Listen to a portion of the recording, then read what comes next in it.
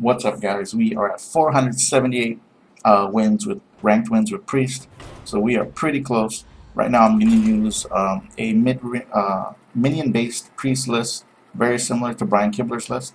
There are a bunch of lists out right now. There's the Death Rattle list from Zetalot. There's Brian Kibler's list, which is really close to what my early builds were with the Undertaker. There's my old list that has Spectral Knights. I kind of think that this build, or at least Brian Kibler's direction, is the best direction for the class, or for that kind of archetype. So we're going to build that a little bit and then go through it right now. So you always want to try to mulligan for 1 or 2 drops, except Dark Cultist. That's always a keep. Against Warrior, maybe Northshire Cleric is a non-keep. Because it could be Control Warrior. We'll see. I have a pretty good record with this deck, although this is pretty high. This is rank. What rank is this? Rank 20. This is pretty low ranks. But I'm farming the portrait. This is just the fastest way to farm portrait. And this right here, this card is simply probably one of the reasons why Control Warrior is so strong against other mid-range decks. Because the weapon is just too much. 2 charges of 3 damage will take care of anything that drops on turn 2 or turn 3. And almost anything that drops on turn 3. Or turn 1 or turn 2. And almost anything that drops on turn 3. Luckily. Shade of Naxxramas and Dark Cultist kind of evade that 3 damage. Shade of Naxxramas is highly underrated. This is probably not the best deck for it. It'll probably fit better in some kind of other archetype. But hey, give me that. Yeah. That's an interesting situation here. I'm going to go ahead and trade this, or kill this, because this is a 3-drop, this is a 3-drop. He's going to draw a card off of it, and he'll be able to deal with it next turn. Actually, no, I'm not. I'm not going to swing it. I'm just going to keep it like this. We'll put it on him to provide the momentum. So, let's see. Because now, if he wants to deal with Dark Cultist, he's going to have to buff the Shade. Or the Loot Order. But both ways, those are both we're happy with both of those. So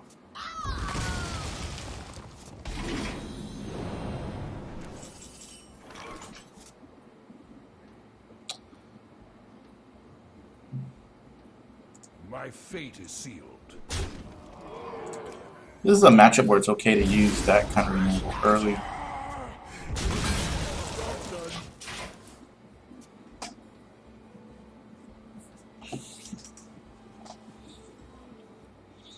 This is fine because to kill the Shade, he's going to have to use Execute. And then Execute on the Shade is a win for us. So Shield Slam, Execute, Shield Block. Okay, no, neither of those cards. No. Sorry that happened. Sorry that happened. I'm not sure why he's sorry that happened. In a way, I kind of want to hit him for 5 to kind of keep him off of a lethal shield block, but that's fine. Any resources spent on your 3-drops, that's a win for you. That's a win. Because what you want is to land Sludge Belcher, Sylvanas, Kel'Thuzad. You don't want them to have the tempo removal to kill those things. What I mean by tempo removal are cards that cost less to remove something than it costs you to play it.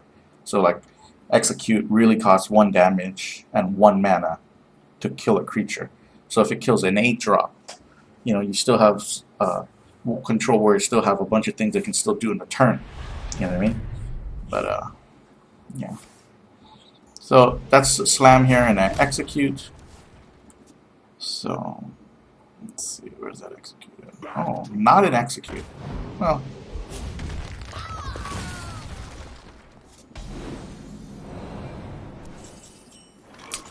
I like to save this Cabal Shadow Priest for other threats, and I'm gonna do that here. The reason being, if he wants to execute this, he's gonna have to still trade his guy into it. So.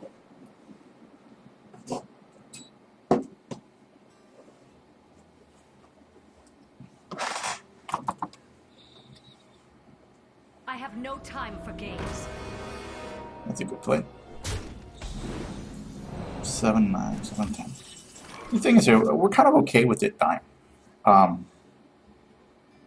Because if he gets it, we'll just... Oh no, fuck it, we're not...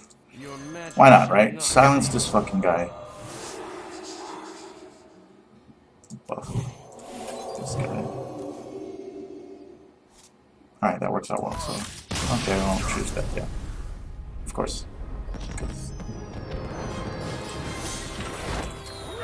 So that's a quick win. But this is rank 20, so it's really hard to gauge a deck success at these low ranks, right? But you can see how powerful or how tempo plays an important role in the deck. If you want a deck list, I can print you one out a little later, I guess, or I can link it in the description or something. Probably do that in a little bit, but for now we'll continue playing. So, Kel'Thuzad, like, okay, so we're challenging Rogue. It could be Tempo, it could be Backspace, or it could be Miracle, right? These are early drops, so we want these. Kel'Thuzad obviously comes out way too late for it to be any kind of factor. So we'll put that in the back. Kel'Thuzad has been 50-50 in testing. Right here I'm going to go ahead and play an open 1-drop. Because to kill this, he'd have to use coin, hero power, or coin, backstab, hero power. No guy's going to do that. That's too much resource for him to use.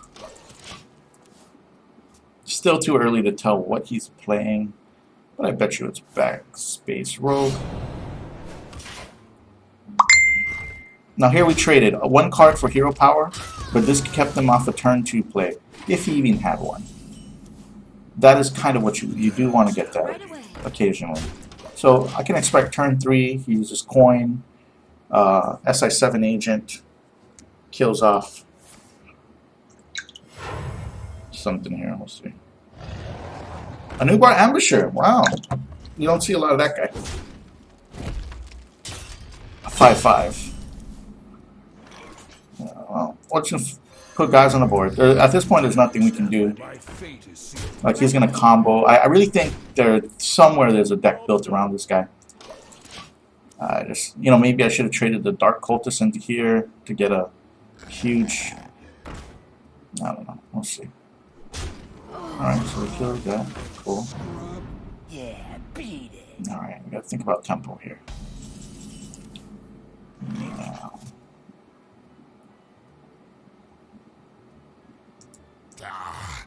Okay, well, we don't need to make that play. We'll just do this. Flip.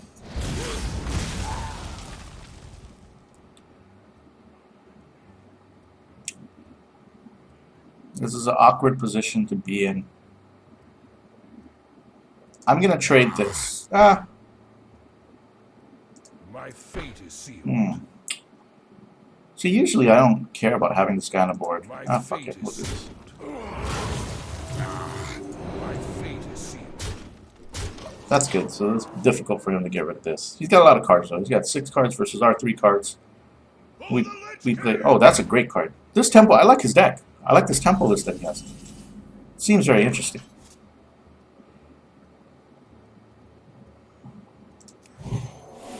Let's get a bigger. Cabal Shadow Priest.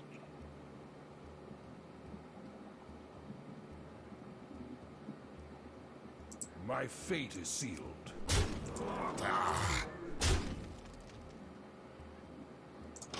I'll see. I wanted to spell break him, and then at least that way I can shoot him next turn. But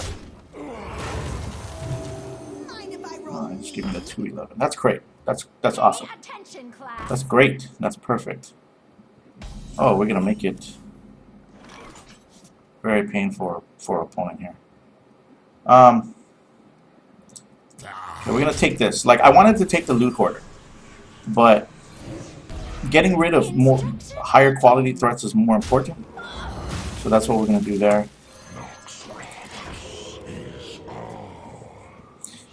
Because he could trade the loot hoarder in, but it wouldn't be. It wouldn't work out that well for him. And see, now this works out well because now we're gonna steal the loot hoarder. Can we kill him here? No, we got 8 damage, so we're close. We're close though. So. Let me change your mind. And now at this point, we don't want to cast a zombie chow unless we're going to use it as a way to buff Undertaker. So make no play there. Backstab on. Okay. Nice. Nice. Clear the board. Just one way to clear it. Bring out your dead. Undertaker. Alright, well, we're in a situation where we can't allow Undertaker to get into the game, so just gonna have to do this.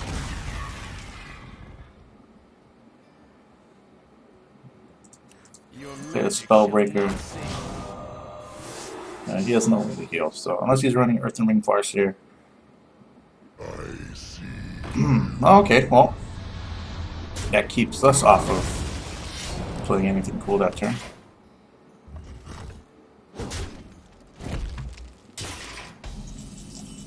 We can do the same though, so we'll do that.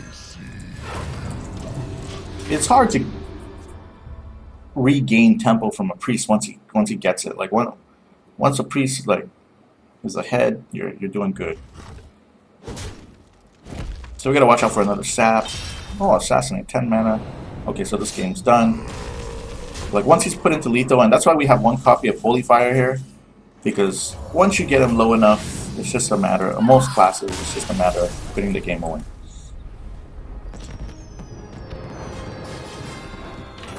So that was pretty easy.